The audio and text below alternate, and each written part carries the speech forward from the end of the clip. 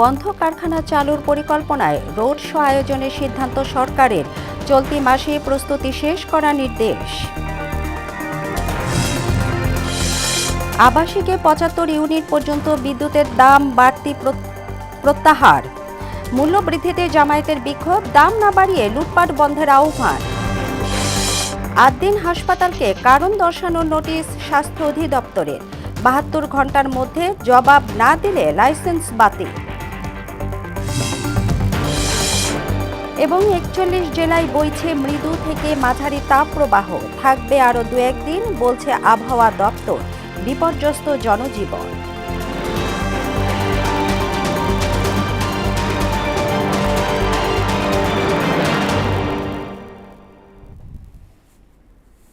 আসসালামু আলাইকুম। মোহনার সংবাদে স্বাগত।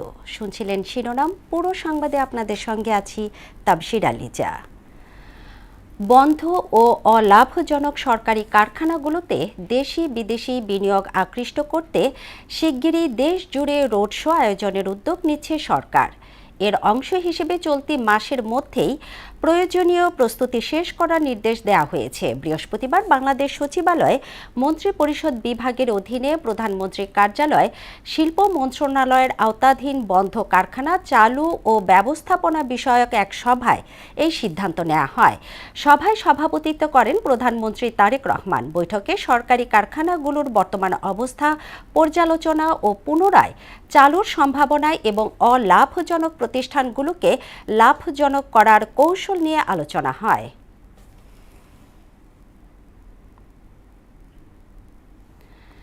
বিদ্যুৎ বিভাগের অনুরোধে আবাসিকে 0 থেকে 50 ও 0 থেকে 75 ইউনিট পর্যন্ত ব্যবহারকারীদের বর্ধিত মূল্য প্রত্যাহার করেছে Bangladesh energy regulatory commission BERC।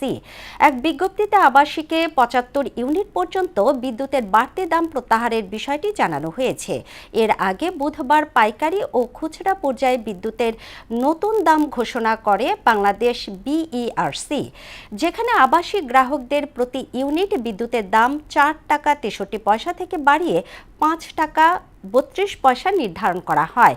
সেই সঙ্গে প্রথম ধাপে 75 ইউনিট পর্যন্ত ব্যবহারকারীদের জন্য প্রতি ইউনিট বিদ্যুতের দাম 5 টাকা 26 পয়সা থেকে বাড়িয়ে 6 টাকা 18 পয়সা করা হয়। বিদ্যুতের দাম না বাড়িয়ে এ খাতের লুটপাট বন্ধের আহ্বান জানিয়েছে জামায়াতে ইসলামী। বৃহস্পতিবার সন্ধ্যায় রাজধানীর বায়তুল মোকাররমের উত্তর গেটে বিক্ষোভ সমাবেশে একথা বলেন দলটির সেক্রেটারি জেনারেল মিয়া গোলাম পরোয়ার। তা না হলে সরকারকে জনবিক্ষোভের মুখে পড়তে হবে বলেও মন্তব্য করেন তিনি। প্রতিনিধিদের পাঠানো তথ্যচিত্রে জানাচ্ছেন মিশাল বিনতে আনোয়ার। জ্বালানি তেল ও বিদ্যুতের দাম দফায় দফায় বৃদ্ধির প্রতিবাদে রাজধানীতে বিক্ষোভ মিছিল করেছে বাংলাদেশ জামায়াতে ইসলামী। পরে বায়তুল মোকাররমের উত্তর গেটে বিক্ষোভ সমাবেশে জামায়াতের সেক্রেটারি জেনারেল ও সাবেক এমপি মিয়া গোলাম পরোয়ার অভিযোগ করেন, সিন্ডিকেট তৈরি করে লুটপাটের বাজার বসিয়েছে সরকার। আপনি একটা সিলিন্ডার গ্যাসের দাম 6 থেকে 700 টাকা বাড়িয়েছেন, দিন যেতে না যেতেই আবার বিদ্যুতের দাম আপনি প্রায় 20% বৃদ্ধি করেছেন গ্রাহক পর্যায়ে। যেমনি আপনি ব্যাংক প্রতিষ্ঠার লক্ষ্যে ইসলামী ব্যাংক বাংলাদেশের অর্থনীতির চালিকা শক্তি, এশিয়ার বৃহত্তম ব্যাংক, আগে সালম গ্রুপ লুটপাট করে খেয়েছে, এখন আপনারা তাদের ঘরে উঠে লুটপাট করতে চান, সেদিকেই মনোযোগ, জনগণের দিকে আপনার কোনো মনোযোগ নেই। দফায় দফায় জ্বালানি তেল ও বিদ্যুতের মূল্য বৃদ্ধির প্রতিবাদে নারায়ণগঞ্জে বিক্ষোভ মিছিল ও সমাবেশ করেছে বাংলাদেশ জামায়াতে ইসলামী। চট্টগ্রামে তেল, গ্যাস ও নিত্য প্রয়োজনীয় দ্রব্যমূল্যের ঊর্ধ্বগতির প্রতিবাদে বিক্ষোভ মিছিল ও সমাবেশ করেছে জামায়াতে ইসলামী। দেশে জ্বালানি তেল ও বিদ্যুতের মূল্য বৃদ্ধির প্রতিবাদে বিক্ষোভ মিছিল ও সমাবেশ করেছে খুলনা মহানগর জামায়াতে ইসলামী। জ্বালানি তেল ও বিদ্যুতের মূল্য বৃদ্ধি এবং নিত্য প্রয়োজনীয় পণ্যের ঊর্ধ্বগতির প্রতিবাদে বাংলাদেশ জামায়াতে ইসলামী রংপুর মহানগরে বিক্ষোভ মিছিল করেছে। বিদ্যুৎ ও জ্বালানি তেলের মূল্য দফায় দফায় বৃদ্ধির প্রতিবাদে কেন্দ্রীয় কর্মসূচির অংশ হিসেবে বিক্ষোভ সমাবেশ করেছে বাংলাদেশ জামায়াতে ইসলামী রাজশাহী মহানগরী। বিকেলে রাজশাহী নগরীর সাহেববাজার 0 পয়েন্ট এলাকায় এই বিক্ষোভ সমাবেশ অনুষ্ঠিত হয়। সমাবেশ শেষে নগরীর প্রধান প্রধান সড়কে বিক্ষোভ মিছিল হয়েছে। মিশাল বিনতে আনোয়ার, মোহনা সংবাদ। দেশের সামষ্টিক অর্থনীতির কিছু সূচকে ইতিবাচক অগ্রগতি হলেও বিনিয়োগ দুর্বলতা, উচ্চ মূল্যস্ফীতি, জ্বালানি খাত নিয়ে উদ্বেগ প্রকাশ করেছে centre for policy dialogue CPD. বৃহস্পতিবার সকালে ধানমন্ডিতে দেশের অর্থনীতির সার্বিক পরিস্থিতি নিয়ে আয়োজিত সেমিনারে এমন মূল্যায়ন উঠে আসে। সিপিডি নির্বাহী পরিচালক ফাহমিদা খাতুন বলেন, প্রাতিষ্ঠানিক সংস্কার নিশ্চিত করেই টেকসই উন্নয়নের পথে এগোতে হবে। বাকিটা জানাচ্ছেন মনিরুল ইসলাম। দেশের অর্থনীতিতে কিছুটা ইতিবাচক পরিবর্তনের আভাস মিলছে। চলতি হিসাব ও লেনদেনের ভারসাম্য এবং বৈদেশিক মুদ্রার রিজার্ভে উন্নতির এই ইতিবাচক চিত্রের আড়ালে রয়ে গেছে বেশ কিছু কাঠামোগত দুর্বলতা। অর্থনীতির বর্তমান চিত্র নিয়ে এমন পর্যবেক্ষণ দিয়েছে centre for policy dialogue CPD. সংস্থাটির মতে রপ্তানি খাত এখনো চাপের মুখে, প্রত্যাশিত মাত্রায় বাড়ছে না বেসরকারি বিনিয়োগ। একই সঙ্গে বৈদেশিক ঋণ পরিশোধের চাপও ক্রমেই বাড়ছে। বৈদেশিক মুদ্রার রিজার্ভ সেটা বৃদ্ধি পেয়েছে, তো এগুলো একটা শক্তির একটা পরিচয় দিচ্ছে। মার্কিন শুল্ক চুক্তি নিয়ে বক্তারা বলেন, শ্রম অধিকার নিশ্চিত করা জরুরি হলেও তা বাণিজ্যিক শুল্ক আরোপের হাতিয়ার হওয়া উচিত নয়। যখন নাকি আমার রপ্তানির উপরে আমার অতিরিক্ত শুল্ক 10% এটা চাপানো হয়, তখনই কিন্তু প্রশ্নটা আসে যে এটা কি শিশু শ্রমিকদের উপরে ভালোবাসার কারণে, নাকি ফোর্স লেবার ইত্যাদি দেখিয়ে আবার 10%টা যাতে করা যায়। সো এখানে একটা অবশ্যই একটা রাজনৈতিক অর্থনীতি এখানে আছে। জ্বালানি খাতকে দেশের অর্থনীতির অন্যতম বড় ঝুঁকি হিসেবে চিহ্নিত করেছে সিপিডি। তারা বলছে, জ্বালানি সংকটে কেবল বৈশ্বিক বাজারের প্রভাব নয়, বরং দেশীয় পরিকল্পনা, সংরক্ষণ, বিতরণ এবং তদারকির দুর্বলতাও এর জন্য দায়ী। মধ্যপ্রাচ্যের যুদ্ধ কিংবা বৈশ্বিক জ্বালানির বাজারে যে অস্থিতিশীলতা লক্ষ্য করছি, সেটার একমাত্র ফলাফল না। এটা বাংলাদেশের যে জ্বালানি খাতের দীর্ঘদিনের যে কাঠামোগত দুর্বলতা, আমদানি নির্ভরতা, দুর্বল শাসন ব্যবস্থা, সেটাকেও কিন্তু একটা প্রতিভাত হয়েছে। এদিকে জ্বালানির মূল্য বৃদ্ধি নিয়ে প্রশ্ন তুলেছেন আলোচকরা। তারা বলছেন, আন্তর্জাতিক বাজারে জ্বালানির দাম কমার সময় নতুন করে মূল্য বৃদ্ধির যৌক্তিকতাও খতিয়ে দেখা প্রয়োজন। সিপিডি থেকে আমরা যেটা দেখবো, আমরা চিন্তা করেছি সেটা হচ্ছে যে বিশ্ববাজারের সাথে দাম অ্যাডজাস্ট করে কতটুকু বাড়ানো যেত, এবং আমরা ঠিক ততটুকু পরিমাণেই অ্যাকসেপ্ট করব। স্থিতিশীল অর্থনৈতিক পরিবেশ নিশ্চিতে নীতিগত সহায়তার পাশাপাশি কার্যকর বাস্তবায়ন এবং জবাবদিহিতাকেই বেশি গুরুত্ব দেওয়ার পরামর্শ দিয়েছে সিপিডি। সবকিছুই ঠিক থাকলে যদি সুশাসনটা না থাকে। মনিরুল ইসলাম, মোহনা সংবাদ, ঢাকা। সুশাসনের আমরা আদ্দিন হাসপাতালে 6 নবজাতকের মৃত্যুতে গঠিত তদন্ত রিপোর্টের ভিত্তিতে ব্যবস্থা নেওয়া শুরু হয়েছে। রোববার বিকেল 5টা পর্যন্ত সময় দিয়ে কারণ দর্শানোর নোটিশ জারি করা হয়েছে। এর আগে বিকেলে মন্ত্রণালয়ের সংবাদ সম্মেলনে স্বাস্থ্যমন্ত্রী সরদার মোহাম্মদ সাখাওয়াত হোসেন জানান, হাসপাতালে এসি বন্ধ ও ভেন্টিলেশন ত্রুটিতে দম বন্ধ হয়ে মারা গেছে 6 নবজাতক। অধিদপ্তর ও মন্ত্রণালয়ের তদন্ত প্রতিবেদনের বরাত দিয়ে তিনি বলেন, ঘটনার সময় ওয়ার্ডে কোনো চিকিৎসক ছিলেন না, যা হাসপাতাল কর্তৃপক্ষের চরম অবহেলা। মফিউর রহমানের রিপোর্ট। গেল 27 মে আদ্দিন হাসপাতালে 1 থেকে 3 দিন বয়সী 6 নবজাতকের মৃত্যুর ঘটনায় তোলপাড় সৃষ্টি হয়েছে দেশ জুড়ে। স্বজনদের অভিযোগ, এসি লিকেজ ও শ্বাসরুদ্ধকর পরিবেশের কারণে প্রাণ গেছে তাদের। ঘটনার 1 সপ্তাহ পর প্রকাশ করা হয় স্বাস্থ্য অধিদপ্তর ও মন্ত্রণালয়ের যৌথ তদন্ত প্রতিবেদন। এতে উঠে এসেছে হাসপাতালের চরম কারিগরি ত্রুটি ও অবহেলার হাড় হিম করা চিত্র। তদন্ত কমিটির নিকট সংশ্লিষ্ট পোস্ট অপারেটিভ কক্ষ নম্বর 2 পরিদর্শন ও পর্যবেক্ষণ শেষে প্রতীয়মান হয় যে কক্ষটিতে দীর্ঘ সময় এসি বন্ধ থাকায় এবং স্বাভাবিক ভেন্টিলেশন কার্যক্রম না থাকায় প্রয়োজনীয় অক্সিজেনের মাত্রার ঘাটতি হয়েছে ও পক্ষান্তরে কার্বন ডাই অক্সাইডের পরিমাণ স্বাভাবিকের চেয়ে বেশি ছিল।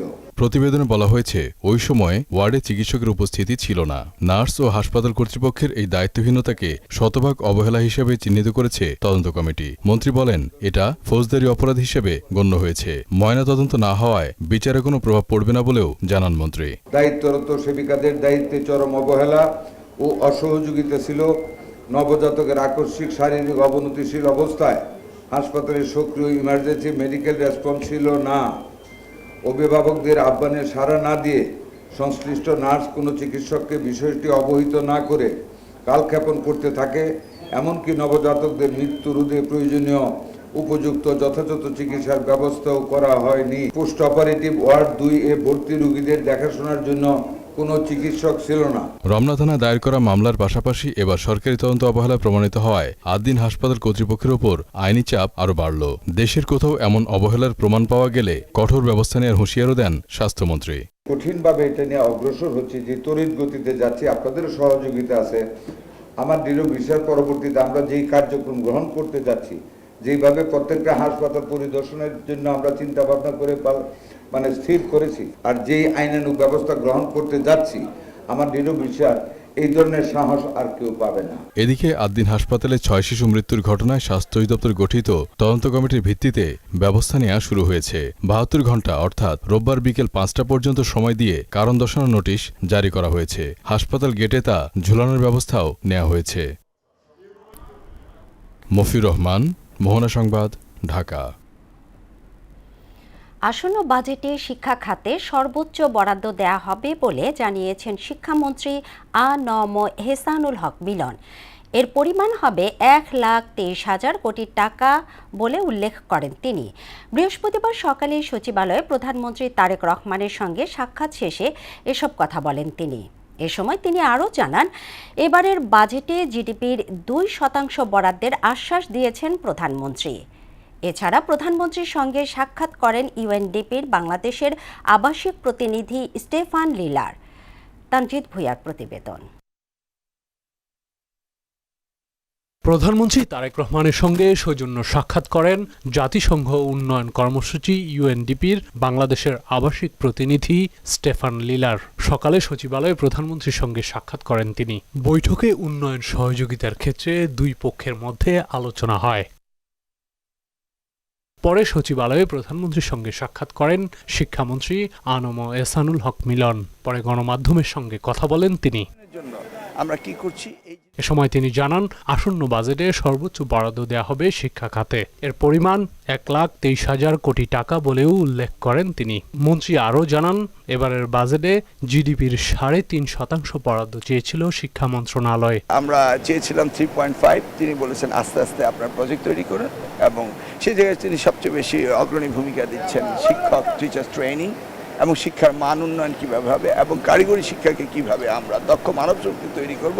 এছাড়া শিক্ষা খাতে বরাদ্দ পর্যায়ক্রমে 5% উন্নীত করার পরিকল্পনা রয়েছে বলেও জানান শিক্ষামন্ত্রী। বাজেটেও আমরা প্রায় জিডিপির, উনি তো বলেছেন পর্যায়ক্রমে উনি 5% বাড়াবেন। 22-এর পর থেকে কল্যাণ ট্রাস্ট অ্যান্ড অবসর ভাতা শিক্ষকদের সেই অনুদানগুলো দেওয়া হচ্ছিল না, এবং সেখান থেকে প্রায় বেশ কয়েক হাজার কোটি টাকা আত্মসাৎ করা হয়েছিল, এবং প্রাইভেট ব্যাংকে দিয়ে সেই টাকাগুলিকে নষ্ট করে দেওয়া হয়েছিল, যেটা 1991 থেকে দেশমাতা সাবেক প্রধানমন্ত্রী বেগম খালেদা জিয়া অবসরপ্রাপ্ত শিক্ষকদের অবসর ভাতা এবং কল্যাণ ট্রাস্টের ব্যবস্থা করেছিলেন। 1 মাসের মধ্যে বরাদ্দ থেকে শিক্ষক কল্যাণ ট্রাস্ট ও অবসরকালীন ভাতা আবার চালুর কথাও জানান শিক্ষামন্ত্রী। আমাদের কাছে যে অর্থ সংকুলন রয়েছে সেটা দিয়ে আমরা এই সমগ্র শিক্ষক যারা রয়েছে তাদেরকে একটা শুরু করব তাদের এই অবসর ভাতা এবং এই কল্যাণ ট্রাস্টে। তানজিদ ভুঁইয়া, মোহনা সংবাদ, ঢাকা। শিশু রামিসা ধর্ষণ হত্যা মামলার রায় ঘোষণার জন্য 7 জুন দিন ধার্য করেছেন আদালত। বৃহস্পতিবার ঢাকা মহানগর শিশু সহিংসতা দমন ট্রাইব্যুনালের বিচারক মাসরুর সালিকিনের আদালত এই দিন ধার্য করেন। গত বৃহস্পতিবার চাঞ্চল্যকর এই মামলায় যুক্তিতর্ক উপস্থাপন করা হয়। মামলার 2 আসামি সোহেল রানা ও স্বপ্না খাতুনের সর্বোচ্চ শাস্তি চেয়েছে রাষ্ট্রপক্ষ। বিস্তারিত ইমদাদুল হক খানের প্রতিবেদনে। চাঞ্চল্যকর রামিসা ধর্ষণ হত্যা মামলার যুক্তিতর্ক শুনানিতে বৃহস্পতিবার সকালে 2 আসামি সোহেল রানা ও স্বপ্না খাতুনকে আদালতে তোলা হয়। রাষ্ট্রপক্ষের আইনজীবী আজিজুর রহমান দুলু যুক্তিতর্ক উপস্থাপন করেন। শুনানি পরবর্তী ব্রিফিংয়ে রামিসা হত্যা মামলার বিশেষ পিপি আজিজুর রহমান দুলু জানান, যুক্তিতর্কে অভিযোগ প্রমাণে সমর্থ হয়েছেন তারা। চার্জে গঠিত অপরাধের প্রমাণের জন্য প্রয়োজনীয় সাক্ষ্য উপস্থাপিত হয়েছে। ঘটনার যে চেইন অফ ফ্যাক্টস নিরঙ্কুশভাবে এই মামলায় প্রসিকিউশনের পক্ষে আমরা উপস্থাপিত করেছি। মামলায় তৃতীয় ব্যক্তির সম্পৃক্ততার বিষয়ে জানতে চাইলে দুলু বলেন, একজন আসামি গ্রেপ্তার হলে 4 জায়গায় কথা বলার সুযোগ পান। তার বাইরের বক্তব্য অগ্রহণযোগ্য। কোনো কুচক্রী মহল আসামিকে ডলারের নাম বলার পরামর্শ দিয়েছেন। মোট 4টি জায়গায় কথা বলার স্কোপ থাকে। 164 কনফেশনে কোথাও তিনি ডলার নামক শব্দটি উচ্চারণ করেননি।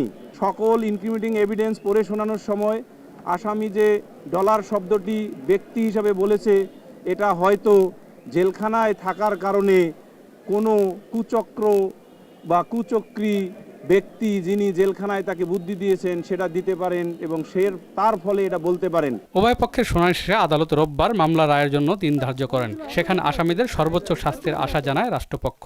ইতোমধ্যে রেকর্ডকৃত সাক্ষ্য ম্যাটেরিয়ালসের মাধ্যমে আমরা এর সিভিয়ার পানিশমেন্ট চাই।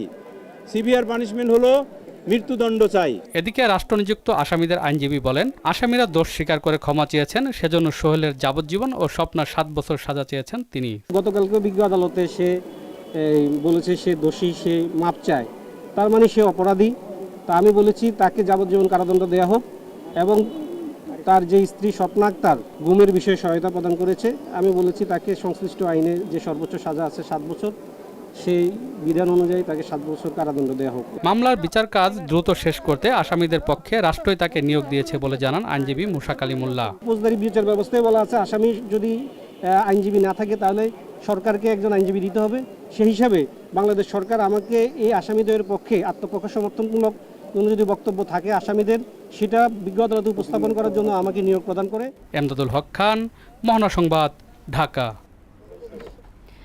48 জেলার উপর দিয়ে বইছে মৃদু ও মাঝারি তাপপ্রবাহ। ভ্যাপসা গরমে অতিষ্ঠ হয়ে পড়েছে জনজীবন। আবহাওয়া অফিস বলছে গরমের এই রুদ্রমূর্তি আরও 2-3 দিন অব্যাহত থাকবে। জুন মাসের বেশিরভাগ সময় দেশের উপর দিয়ে বইবে তাপদাহ। তবে মাসের মাঝামাঝি সময় বৃষ্টিপাতের সম্ভাবনার কথাও জানায় আবহাওয়া দপ্তর। সহকর্মীদের সহায়তায় তাহসিন তারিনের রিপোর্ট। চুয়াডাঙ্গায় তীব্র রোদ ও ভাবসা গরমে বিপর্যস্ত হয়ে পড়েছে জনজীবন। দেশের দক্ষিণ পশ্চিমাঞ্চলের এই জেলায় কয়েকদিন ধরে তাপপ্রবাহ বয়ে যাচ্ছে। আবহাওয়া অফিস জানিয়েছে এই পরিস্থিতি আরও কয়েকদিন অব্যাহত থাকতে পারে। বুধবার বিকেল 3টায় জেলায় সর্বোচ্চ তাপমাত্রা রেকর্ড করা হয়েছে 38 ডিগ্রি সেলসিয়াস। একই সময়ে বাতাসের আর্দ্রতার পরিমাণ ছিল 47%। দুপুরের প্রখর রোদে শহরের বিভিন্ন সড়কে মানুষের উপস্থিতি তুলনামূলক কম দেখা গেছে। প্রয়োজন ছাড়া অনেকেই ঘরের বাইরে বের হচ্ছেন না। সবচেয়ে বেশি ভোগান্তিতে পড়েছেন রিকশা, ভ্যান চালক, নির্মাণ শ্রমিক, দিনমজুর ও কৃষি শ্রমিকরা। আলহামদুলিল্লাহ, আল্লাহকে গরম ভালোই দিচ্ছে, হেভি গরম পড়ছে, আর এত তাপ আর এত গা ঘামতে কষ্ট হচ্ছে, কেউ এক গ্লাস শরবতও খাওয়াচ্ছে না। চুয়াডাঙ্গায় প্রচন্ড গরম পড়ছে, ঘর থেকে বাইরেই বের হওয়া যাচ্ছে না, আর মাঝে মধ্যেই কারেন্ট থাকছে না, অতিষ্ঠ একটা জীবন মতো হয়ে যাচ্ছে।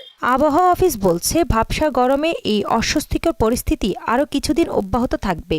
শুধু যে জায়গায় বৃষ্টি হবে ওই জায়গাতে আপনার তাপমাত্রা কিছু সময়ের জন্য কম থাকবে। দেখা যাচ্ছে যে যেখানে আজকে যদি বৃষ্টি হয় কালকে আবার ওই জায়গায় তাপমাত্রা বেড়ে যাবে। এটা পুরোপুরি বর্ষা না আসা পর্যন্ত তাপমাত্রা সহনীয় পর্যায়ে যাবে না। এদিকে রাজশাহীতে তাপমাত্রা আবারও 37 ডিগ্রির ঘর ছাড়িয়েছে। তীব্র গরম ও বৃষ্টিহীন আবহাওয়ায় জনজীবনে নেমে এসেছে চরম অস্বস্তি। প্রখর রোদ আর গরমে সবচেয়ে বেশি দুর্ভোগে পড়েছেন খেটে খাওয়া মানুষ ও পথচারীরা। স্থানীয়রা জানান, কয়েকদিন ধরে অসহনীয় গরমে স্বাভাবিক জীবনযাত্রা ব্যাহত হচ্ছে। অতিরিক্ত গরম পড়ার জন্য আমটা আমাদের কম বিক্রি হচ্ছে, কম খাচ্ছে। এত পরিমাণ গরমে অতিষ্ঠ।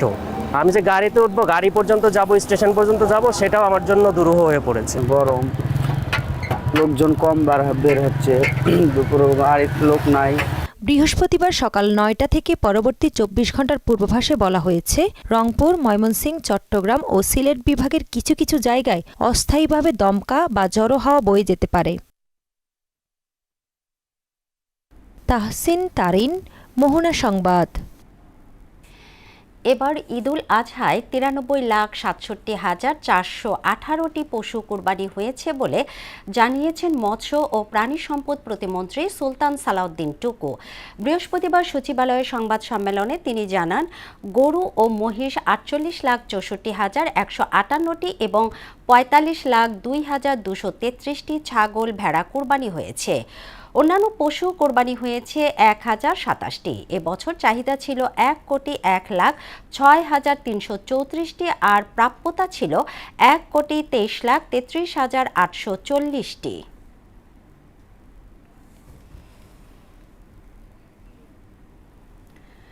সড়ক দুর্ঘটনা ও পানিতে ডুবে 7 জেলায় 14 জন নিহত হয়েছে। সড়ক দুর্ঘটনায় আহত হয়েছে আরও বেশ কয়েকজন। প্রতিনিধিদের পাঠানো তথ্যচিত্রে জানাচ্ছেন মিশাল বিনতে আনোয়ার। পিরোজপুর বরিশাল সড়কে ডুমরিতলায় বাসের ধাক্কায় অটোরিকশার এক যাত্রী নিহত হয়েছে।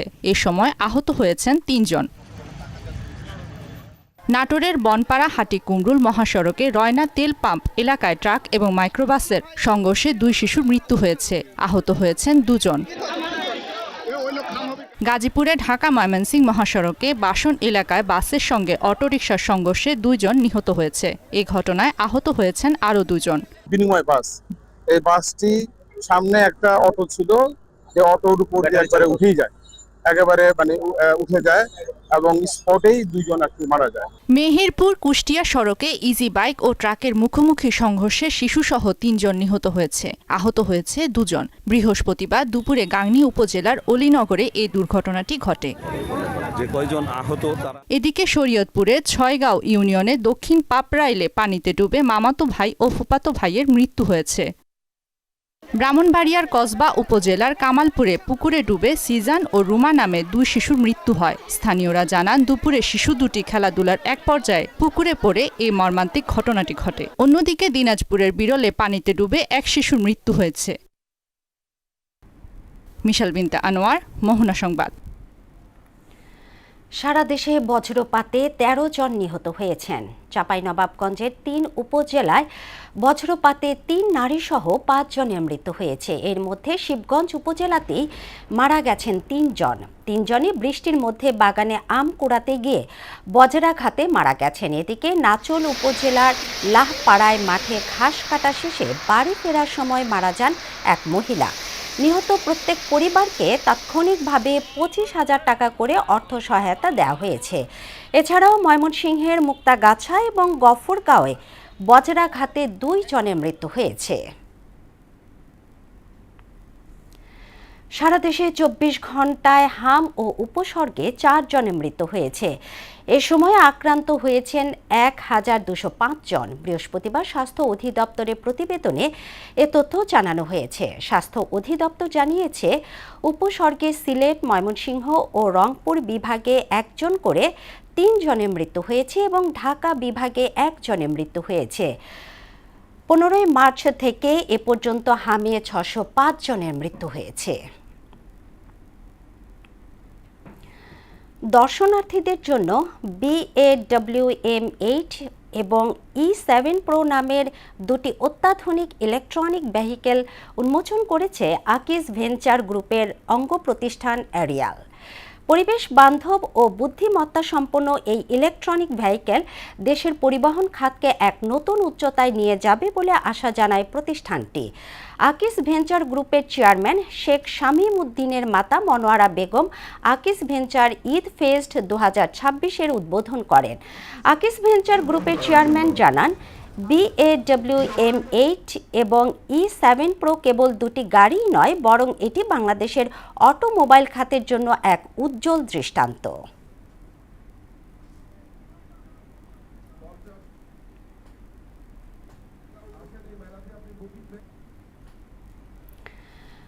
পরিবেশের ভারসাম্য রক্ষায় সরকার আগামী 5 বছর পর্যায়ক্রমে সারা দেশে 25 কোটি বৃক্ষরোপণ করবে, যা এখন চলমান রয়েছে বলে জানিয়েছেন যুব ও ক্রীড়া প্রতিমন্ত্রী আমিনুল হক।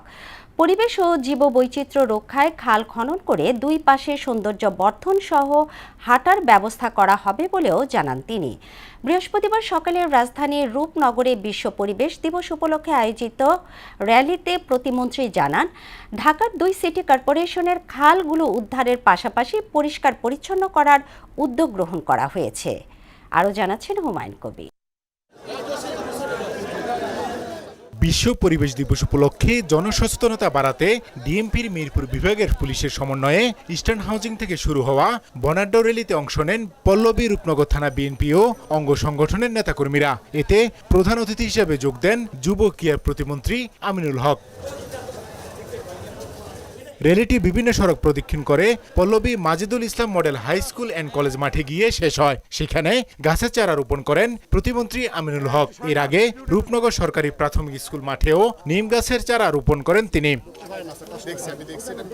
এ সময় যুব ক্রীড়া প্রতিমন্ত্রী বলেন, পরিবেশের ভারসাম্য রক্ষার পাশাপাশি সরকার আগামী 5 বছরে সারা দেশে 25 কোটি বৃক্ষরোপণ কর্মসূচি হাতে নিয়েছে, যা এখন চলমান। আমাদের মাননীয় প্রধানমন্ত্রী ইতিমধ্যে আমাদের যে নির্বাচনী ইশতেহার ছিল যে আমরা 5 বছরের পর্যায়ক্রমে আমরা 25 কোটি গাছ লাগিয়ে আমরা আমাদের পরিবেশ রক্ষা এবং পরিবেশের যে ভারসাম্য রক্ষার জন্য যা যা করণীয় আছে সেই কাজগুলো ইতিমধ্যে আমাদের শুরু হয়েছে। আজকে আমরা যে বিষয়গুলো নিয়ে কাজ করছি, আমাদের মাননীয় প্রধানমন্ত্রী তিনি সুদূর প্রসারী চিন্তা ভাবনা করে এই কাজগুলো আগে থেকেই শুরু করে দিয়েছেন। জীববৈচিত্র্য রক্ষার পাশাপাশি পানি প্রবাহ সচল রাখতে সরকার খাল খনন কর্মসূচি অব্যাহত রেখেছে। 2 সিটির পক্ষ থেকে রাজধানীর খালগুলো উদ্ধার ও পরিষ্কার পরিচ্ছন্নতার কাজ হাতে নেওয়া হয়েছে বলেও জানান যুব ক্রীড়া প্রতিমন্ত্রী। ঢাকা মহানগরীতে যে খালগুলো রয়েছে সেগুলোকে উদ্ধার করা এবং সেগুলোকে পরিষ্কার পরিচ্ছন্ন করে যাতে দুই পাশে ওয়াকওয়ে তৈরি করে যাতে আমাদের সাধারণ মানুষের জন্য যাতে হাঁটার একটি ব্যবস্থা হয়, একটি সুন্দর পরিবেশ তৈরি করা যায়, সে বিষয়গুলো ইতিমধ্যে কাজ করছে আমাদের। হুমায়ুন কবির, মোহনা সংবাদ, ঢাকা। আন্তর্জাতিক প্রসঙ্গ। শ্রীলঙ্কার পশ্চিমাঞ্চলের একটি বৃদ্ধাশ্রমে ভয়াবহ অগ্নিকাণ্ডে অন্তত 12 জনের মৃত্যু হয়েছে। এ ঘটনায় আহত হয়েছেন আরও 8 জন। বৃহস্পতিবার দেশটির পুলিশ এ তথ্য জানিয়েছে। রাজধানী কলম্বো থেকে প্রায় 65 কিলোমিটার দক্ষিণ পূর্বে কালুতারা জেলায় অবস্থিত মাউপিয়া সেভানা বৃদ্ধাশ্রমে এ আগুনের ঘটনা ঘটে। পুলিশের মুখপাত্র ফ্রেডরিক উটলার জানান, অগ্নিকাণ্ডের সময় বৃদ্ধাশ্রমটিতে মোট 71 জন বাসিন্দা অবস্থান করছিলেন। দুর্ঘটনার পর ঘটনাস্থল থেকে 51 জন বাসিন্দাকে উদ্ধার করা হয়েছে। এছাড়া গুরুতর আহত 8 জন বর্তমানে হোরানা বেজ হাসপাতালে চিকিৎসাধীন রয়েছেন। ঘটনার পর অবহেলার অভিযোগে বৃদ্ধাশ্রমটির মালিক ও পরিচালককে পুলিশ হেফাজতে নেওয়া হয়েছে। খেলার খবর, ক্রিকেট। ব্যক্তিগত ও পারিবারিক কারণ দেখিয়ে বিসিবির কাছে পদত্যাগপত্র পাঠিয়েছেন বাংলাদেশের pace bowling coach Shaun Tait.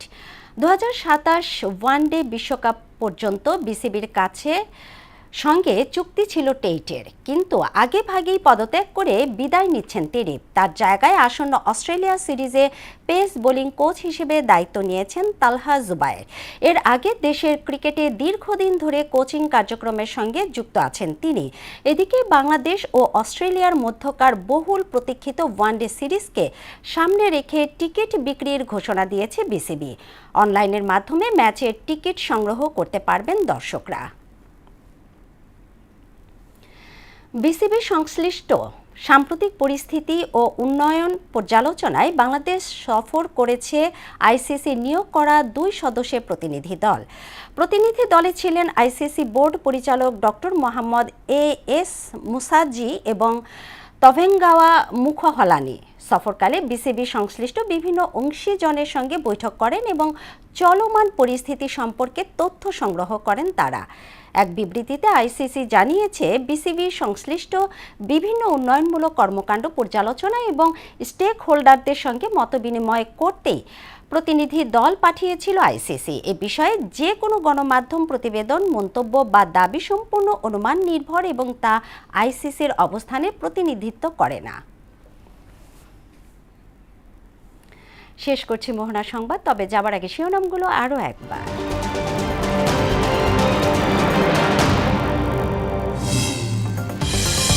বন্ধ কারখানা চালুর পরিকল্পনায় রোড শো আয়োজনের সিদ্ধান্ত সরকারের। চলতি মাসেই প্রস্তুতি শেষ করার নির্দেশ।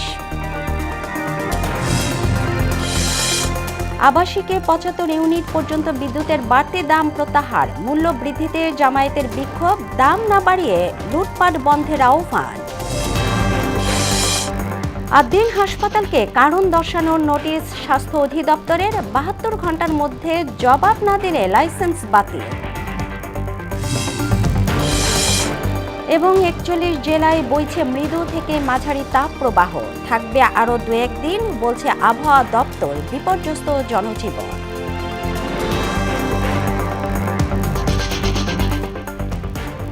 এই ছিল মোহনা সংবাদে। মোহনার সবশেষ খবর জানতে ভিজিট করুন www.mohona.tv। সংবাদ দেখতে পারেন ফেসবুক, ইউটিউবে।